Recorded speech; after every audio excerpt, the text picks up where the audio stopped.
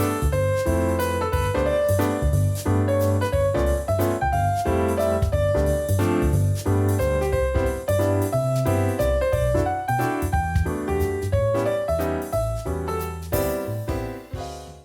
gonna climb a tree. Watch out. Ah! Hi there. Welcome to another episode of the Board Game Business Podcast. I'm your host, Richard New, and joining me, as always, will be Brian Henk and Jeremy Commandeur. First of all, I would like to apologize to our loyal viewers, listeners, and Patreon backers for the lack of episodes lately. The short of it is that Brian has moved away from the Bay Area, where Jeremy and I live. We are working on a new format for the show, so the show may continue, but in the meantime, the guys gave me some footage of some panels they did at GenCon 2016. I apologize for some poor audio quality. I wasn't able to remove the venue air filtration, partially inaudible audience voices, and some percussive sounds of the presenters touching the table. I also apologize for some of the abrupt cuts. I only had one camera angle. Still, there's some good information from my co-hosts and two other guests that Jeremy will introduce to you now. Zachary Strebeck here is the board game lawyer, or the game lawyer, I should say, and he hosts a podcast called Legal Moves. And you have a website. Remind me of the website. You can go to gamelawyerblog.com. There we go. See my blog. And then JT Smith has launched more companies than I can count. He's launched a whole bunch now. I want to mention my two favorites. The one you should be familiar with is the Game Crafter. And then the other business he recently launched that's my favorite is called Tabletop Events. If you host a local con, or if you ever wanted to host your own local con, why aren't there more cons in my city? Tabletop Events is going to make it super easy to organize and launch your own con. I used it this year for my con, and it made my life so much easier. I'm definitely going to use it again next year. So, launching an indie board game company. So, let's go back to something we talked about yesterday. I think it's important to talk about again because the people who may have met it yesterday. JT, you recommended if you start a company and you have partners, you don't do an equal partnership. Right. And don't split it down the middle like 50-50. Why is that? Think of the filings for your business like a prenup of a marriage. At the time that you are going into it, you're happy and blissful, but there can be egos that get involved or any number of things that can go wrong and cause bad blood. And the way that you are able to make decisions when there is bad blood, even if you're not splitting up the company, even if it's just that you have to make decisions while there is bad blood, having someone be the one in charge solves that problem. So I recommend a minimum kind of 51-49 split. With my business partners, I'm actually 60 and they're each 20. But I really can't recommend that enough. I know too many of my business friends that have started 50-50 partnerships and then it caused them no end of pain. So I will interject here and say that there's different types of interests in a company that you can have. So if you form an LLC, if you form a corporation, you're kind of stuck in how corporations work. But if you're forming an LLC, you have a lot of room to play. So you could have a capital interest, which is like if you sell the company, you get 50% of whatever the sales were or the sale of the company was. You could have voting interests. So votes could be separated. Let's say I get 3 votes and you get 1 vote or something like that, or I get 80%.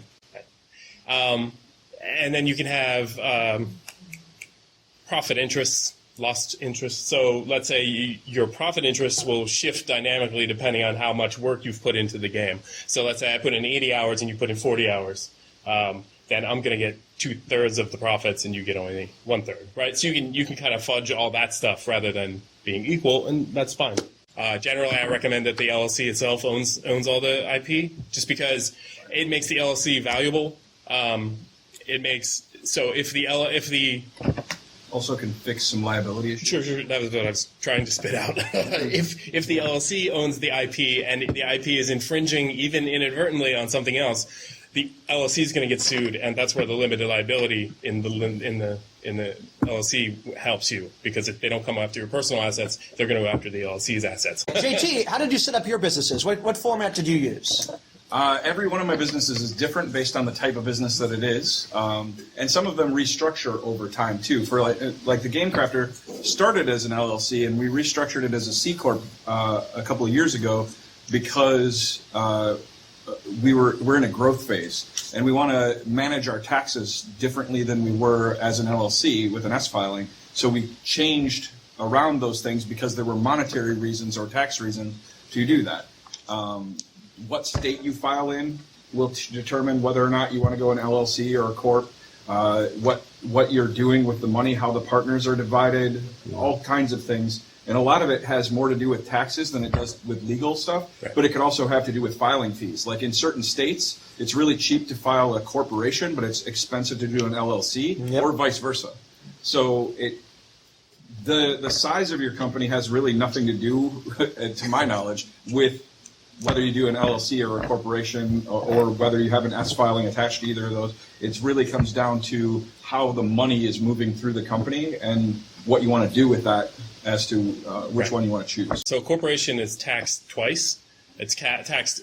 The corporation itself is taxed, pays income taxes on the money it receives, and then when it distributes money to you, you then pay taxes as well. So there's two levels of taxation. With an LLC or an S corp, it's called pass-through taxation. And I'm not a tax guy. These are like the basics. The money flows through the entity and goes directly to your personal. So you're only taxed once on whatever you take out of it, right? Which is great for most board game companies. That's probably what you're going to want to do. Right. If you're, in my situation with the Game Crafter, it's a very capital-intensive business. We have to buy all kinds of really expensive equipment, and therefore we want to keep money in the company to be able to do those kinds of purchases. And so during our growth phase, switching to a corporation, the double taxation didn't really matter because we're not taking a whole lot of money out. We're mostly keeping it in the company to grow it faster. So, and that way we're not paying taxes because corporate taxes are less than the taxes that you would pay directly to yourself. You need a great product, right, to sell that product, right? You need great marketing to get the word out. I mean, you need all of these things. Right? I mean, you can screw it up in so many ways. You can screw up your board game company in so many ways. Any of those. Let me give you an example. So this little guy's local to us, and so they had a game they wanted to launch, and so they had the game. They had tested it. It was a decent game, playtest wise. They didn't have a big social media following or a big buzz or mailing list built up for the game, and they spent like $6,000 on art for their game. They set up a company for their game and spent some more money on that. Then they bought a bunch of advertising online for their Kickstarter campaign, and then it failed to fund. And so now they had put thousands and thousands of dollars into something that could not even reach its funding goal and made $0. Yeah, let me go with the gentleman in the near back. Let's have JT answer the small run, and then Brian talk about the bigger run. So, JT, I'm going to do 300 copies of my game. I want to clarify something. I want to just make sure that I understand. So, in your case, you're saying, I sourced the box from that guy, I sourced the board from that guy, I sourced some parts from another guy, you assembled it, and now you can sell it as your short run. Yeah. Okay, all right. That's a third way other than what you were about to talk about.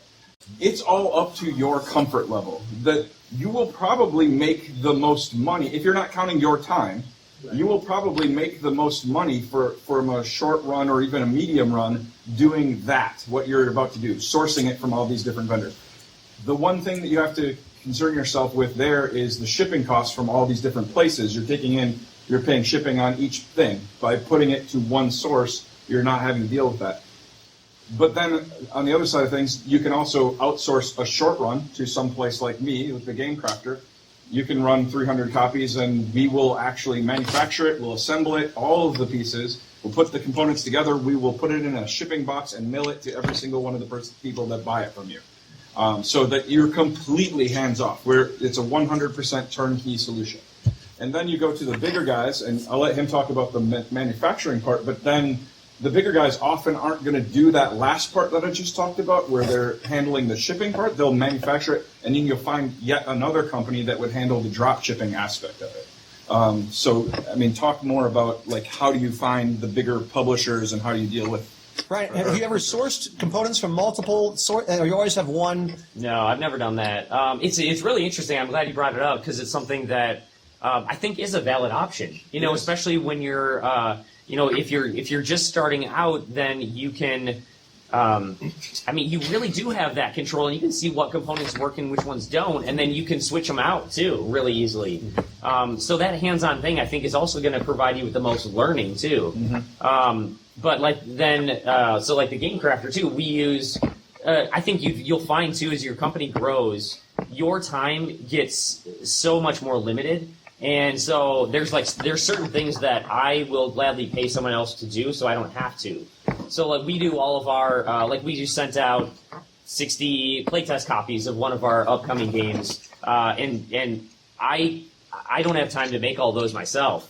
All I had to do was do it once. I uploaded it to the Game Crafter and just shipped it out. They went out to everybody, and I didn't have to spend all that time doing that. So also starting out, you have the time to do that, and that's, I think I would say, yeah, go for it. And then when you find that you don't anymore, then you can step up to the Game Crafter or someone else. How do you go about sourcing your vendors for printing and drop shipping and all that? I mean, I think that would be interesting for him. It would be. There are so many manufacturing options. I mean, you could even start with countries. You can have it manufactured in the U.S. You can have it manufactured in Europe, in China. So and that's going to be, which one you choose depends on how you set up your supply chain. From a straight profit standpoint, is it viable to have a game these days solely produced domestically? Yes, if it's a card game, it's solely cards, like a card game, you can get very competitive pricing in the U.S. and also it may make your shipping and fulfillment cheaper to do because again, it's in the U.S. and you're primarily going to be mailing to U.S. and Canada backers. And so you can actually, and the lead time may be less as well. It doesn't have to sit on a boat for 6 weeks coming over from China. And so you can fulfill more rapidly or you can get it in time to take it to a con. So if you're doing a card game, I think that domestically it's very attractive to print a card game domestically. And communication too. So you can speak to someone who's natively speaks English. We've had a lot of communication issues with folks in other countries, and so it's a barrier you have to overcome. Also, depending on your volume, there are companies here in the United States that can compete with Chinese prices as long as you go up to larger volumes. I'm thinking of in Michigan. There's what do they call it? Delano. Delano or Delano. I don't know which one it is. Yeah. Whatever it is. In Michigan, they if you're at like 2,500 to 5,000 copies rather than kind of on the lower end, their prices are competitive with China's prices. And you're produced domestically, so now not only are they the same price, but then you're also not paying for the shipping, and you have the stuff faster.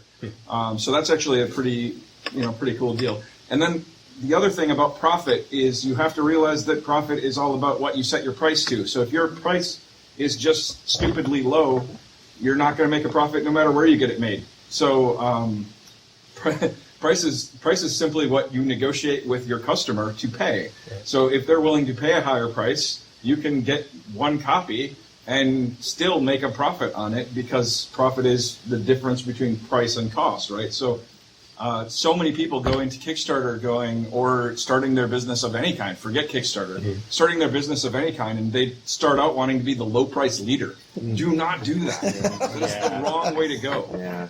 So especially, in an indie situation, you're a bespoke product at an indie situation. There's a premium for being a bespoke product. So, and you'll almost certainly hit some snag of some unforeseen costs, and if you cut your margins low, now you're in the red, now you're in the negative, and that happens a lot. You'll think like Panda. So Panda's a really good one. And maybe AdMagic. AdMagic is a good one too. Both of them have really strong customer service teams. Some based in the U.S. So you're calling somebody in the U.S. and they're gonna help you through the entire process. I call that lessons cost money, good ones cost lots. Yeah. I want to take the gentleman on the right here. How do you distribute your game? So many ways to do it. You can go to conventions. So let's say you print your game through crowdfunding, through do it on your own. However you make it happen, you're gonna have a whole bunch of copies left over. So there are so many ways to do it. You can go to a convention and sell it yourself. You can sell it on Amazon. You can you can become a seller on Amazon and put your game up there. Go to conventions, get people excited about it, send it to reviewers. Then the only place they'll be able to get it is Amazon. But they can type it into Amazon, where a lot of people buy board games. Pick up a copy of your game. There's a trick I've used that I don't think I've ever heard anybody else using. Instead of going into distribution with a game, you can actually contact the biggest store you can find in every given country that you want to distribute your game, and just see if you can work a direct deal with them. So, for example, The Captain is Dead is sold on thegamecrafter.com in the U.S., But in Canada, it's sold on Board Game Bliss, and he just buys 50 copies at a time. We ship them across the border. That's the way you get it in Canada without having to pay the extra shipping coming direct from the Game Crafter. We do a similar thing with a company in the UK and a similar thing with a company in Australia. And so we have effectively avoided the distribution model of trying to get into distribution, even though actually a distributor offered to distribute it for us. But I get a better margin by going direct to these places anyway.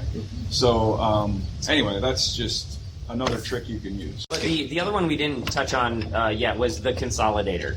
So we talked about, if we're just talking about the U.S., 5 major distributors in the U.S. There's another layer. So there's the consumer buys it from the retailer buys it from the distributor. This distributor actually usually doesn't buy it straight from a publisher. They buy it from a consolidator. So that consolidator works with lots of different publishers, and then they get all their games. They ship them in a big crate or bunch of crates to the distributors, so to save on shipping. So I print my game, and pallets of my game go to the consolidator.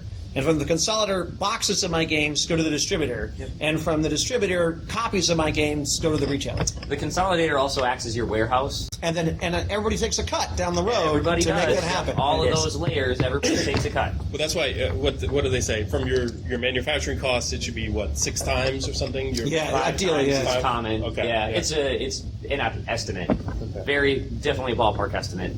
Basically what we're saying is don't quit your day job. My game's published, and I want to get more attention. Where do I pay for advertising, and/or what contests do I enter? There are various contests that you can enter. Mince is one where you mail copies to their annual contest. They need 8 copies or something like that, and you have to go through their process, and then they test it. If they like it, you get the Mince Mindgate Award, which may sell you additional copies. That's one that you can enter. There are various other contests you can enter. I'm trying trouble thinking of them off the top of my head. I know we did an episode about this. The Origins Game Awards. Yeah, you can do that. You can try to make the hotness list on BGG if you release at, say, BGG-Con in November. Spiel des Jahres? The Spiel des Jahres, for your game to qualify for the Spiel des Jahres, your game has to be published in German, in Germany, within 2 years of the consideration period. And your game, the way the Spiel des Jahres works, is the jury of the Spiel des Jahres, they will play your game, each individual jury member, this is not an exaggeration, 50 to 100 times. So your game play has to hold up that many times. So some of the games I designed, I do not want to play them that many times. There's not many that are going to hold up 100 plays. So the game has to be exciting when they're playing it for the 70th time. And so that's really hard to win that award. But if you do, that will sell an additional 250,000 copies of your game. Yes. So that's a big deal. If you are an indie designer and your game isn't published yet, there are a bunch of unpublished contests you can enter, like the Cardboard Edison Awards, they do through their blog, or the SaltCon Ion Award, that can get your unpublished design more attention before you publish it, in order to help get it some more accolades or more attention. The Game Crafter, they have a lot of contests, design contests, and so as a publisher, I get pitched a lot of games, and if it means a lot to me if someone has entered into a Game Crafter competition or has won a Game Crafter competition. It's like or like a top 8 finalist. A top 8 out of 300 entries. Yeah, because it's hard to get attention from a publisher as a newer designer. And you talk about building your resume as a game designer. That's the best way to do it, is to enter those types of contests. And then if you come to a game with me and you tell me that we won this contest, or we were a finalist, that makes me like, oh, okay, I'm going to really pay attention to this game. The Game Crafter, we run 4 contests a year through our site. And depending on the contest, we'll have anywhere from about 30 entries all the way up to 200 entries per contest. And there's usually cash prizes. Sometimes there's publishing deals. There's all kinds of things that come with them. But the big thing is that we have a very meticulous judging process that goes over 3 stages. And as a result of that, if you're able to make it to the top 7, which is the finalists, that is a really big deal. Every single game that has won a contest on the Game Crafter has either gone on to a successful Kickstarter or has been picked up by a publisher. Every single one of them for the last 5 years. In addition, most of the people that have made it into the top 7 of each of those contests have either gone on to a successful Kickstarter or been picked up by a publisher too. Not all, but many. So those kinds of things can really help you get out there, because it means that your game was vetted by a group of people that have no relationship to you and said, this is good. So a game that's already out, it's published already. Did you do any advertising for it? Do you pay for any advertising in magazines or online? This is they call it the black hole of marketing. It's really easy that a lot of people will take your money to advertise your game. There are a couple of companies I work with, Envoy, Double Exposure Envoy. They're a program that I will pay them to organize my a bunch of events all over the country where they call them heralds. I will send them copies of my game.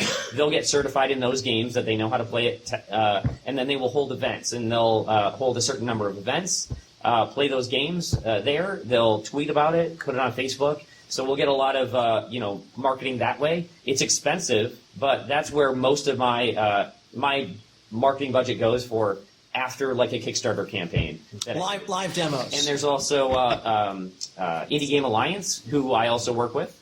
So they do a very similar thing. The other thing that works is reviewers. If a reviewer says, I want to have a copy of your game, I will instantly ship them a copy for free without question. It is just what I do. So getting it out, if a podcast is interested, good. You're going to do a write-up, good. You're going to do a video, great. You're going to take it to a convention because you want to run a couple events at that convention for me, wonderful. I'm going to ship you a free copy of that game. Those are kinds of things that I spend money on. I don't spend money on banner ads or Facebook ads or Google ads or any of that. I've never seen any of it work in the 20 years I've done business, regardless of industry. I've signed 5 games with 5 different companies, and the rate that I get, the royalty, so there's 2 things I'm going to get. I'm going to get an upfront advance, and I'm going to get a royalty, and that varies greatly by publisher. One company, my upfront was $1, and so, hey, this is your signing bonus is $1, just so we pay you something, and the other one was $1,000, and upfront for the upfront payment. And then the percentage I'm going to get as a royalty ranges maybe from 4 to 8%, maybe 10% on a high end if I'm providing an artwork or IP, or it's a smaller company willing to give me more. And that's going to be off what the game companies make, like the wholesale price. Yeah. So I'm going to make like 4 to 8% on the price we talk about halfway through the chain that the consolidator or the distributor is paying. So I'm going to make 48% of the half of MSRP is not retail. Right. Or some will do it off of the retail price too. Some of So the, but then that's you'll going get to 1%. then it's going to be even smaller. Yeah, it's even smaller. Yeah. Sales price. Cardboard Edison has some really good infographics. Yeah. Thank you. Yeah, Cardboard Edison has a huge infographic where they surveyed several hundred game designers and said, hey, tell us your contracts. What was the rate you got? Did you get it up front? Did it include overseas licensing? Did it include digital licensings? And you can go to if you the Cardboard Edison, designer contract, it'll come up, and they have probably the best public research on that out there. Hey, this is Richard to remind you that you can check out our website at boardgame.business. Old episodes are indexed by subject to make finding an answer to your question easier. You can find links to our BGG Guild, other networking sites, and, if you feel like supporting us, our Patreon account. Donations are used for equipment to improve the presentation of our podcast. Thanks for watching or listening. Thanks so much for watching the Dice Tower videos. Find more great videos and reviews, as well as our top-rated audio podcast at Dicetower.com. You can also find other great shows at DicetowerNetwork.com. I'm Eric Summerer, and you've been watching The Dice Tower. The Dice Tower is sponsored by Cool Stuff Inc., where you can find great games for great prices. Cool stuff in stock. Check them out at CoolStuffInc.com.